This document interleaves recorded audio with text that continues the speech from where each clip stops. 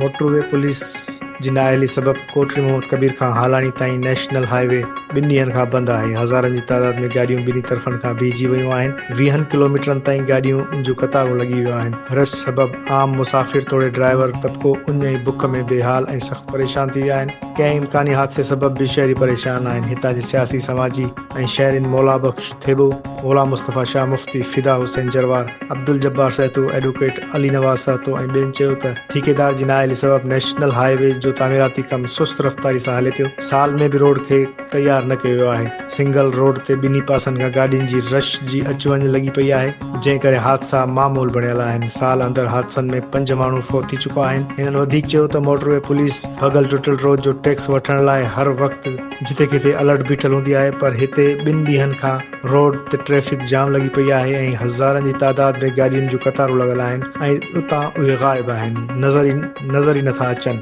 हिननि motorway IG ऐं SSP नौशर Firoz खे अपील कई त 24 कलाकनि खां लाॻीतो रोड बंदि हुजण जो सख़्तु नोटिस वठी ज़िम्मेवारनि खे गिरफ़्तार करे खेनि कड़ी सज़ा ॾिनी वञे।